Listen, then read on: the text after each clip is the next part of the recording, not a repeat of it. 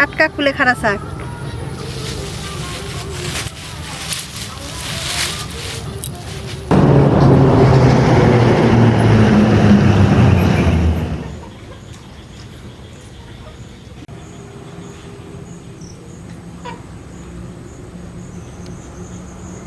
দেখুন এই কুলেখাড়া শাক কত কষ্ট করে কেটে নিয়ে এসেছি। খুব কচি টাটকা শাক।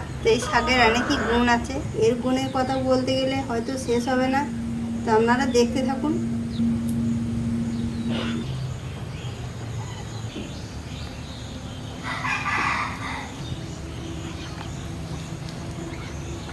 এই শাকগুলোকে আমি এখন খুলে বেছে নেব।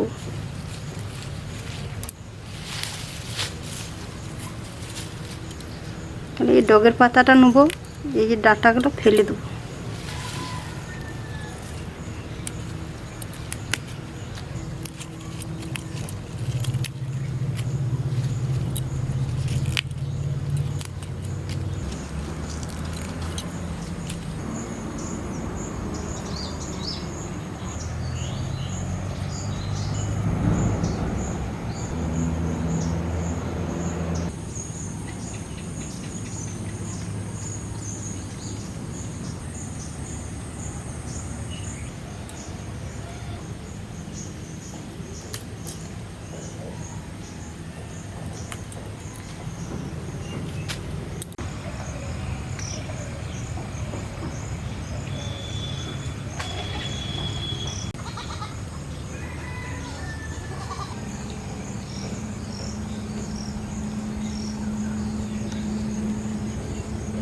শাকগুলো সুন্দর করে বেছে নিয়েছি, এখন আমি ভরে নিচ্ছি।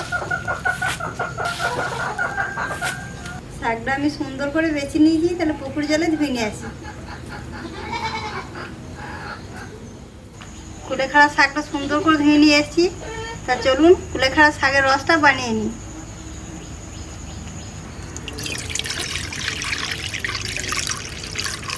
এই জলটা মরে 2 কাপ মতো হয়ে যাবে। শাকটাও ভালোভাবে সেদ্ধ হয়ে যাবে, জলটাও মরে যাবে। শাকগুলো কড়াইয়ের মধ্যে দিয়ে দিচ্ছি।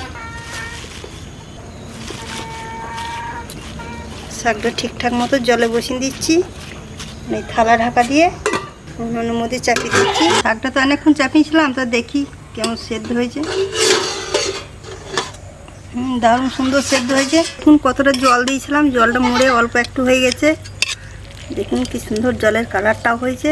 এই শাক খেলে প্রচণ্ড পরিমাণে গায়ে রক্ত বাড়ে। শাকের জলের কালারটাও রক্তর মতো হয়ে গেছে। তো আমি ঢেলে নিচ্ছি।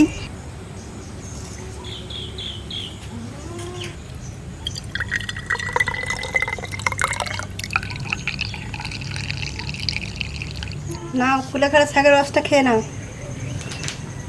নমস্কার বন্ধুরা, অনেক দিন পর আমি চ্যানেলে এসেছি। আমার শরীর অসুস্থ ছিল, আমাকে স্নেক বাইট হয়েছিল। আমার দেহের প্রচুর পরিমাণে হিমোগ্লোবিন কমে গিয়েছিল। তা হিমোগ্লোবিন কমে যাওয়ার জন্য আমার এই ডাক্তারে কুলেখাড়ার শাকের রস প্রত্যেক দিন খেতে বলেছে। তা আমি খেয়ে উপকার পাচ্ছি। তা আমার বাড়িতে এই বানিয়েছে, আমি এখন এই কুলেখাড়া শাক রস খাচ্ছি।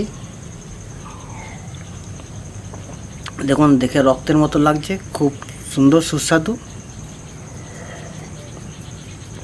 কুলেখাড়া শাকের রস খেলে প্রচুর পরিমাণে ব্লাড বাড়ে, দেহের হিমোগ্লোবিন বেড়ে যায়।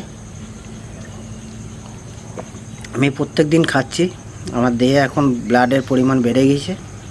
আপনারাও বাড়িতে বানিয়ে খাবেন।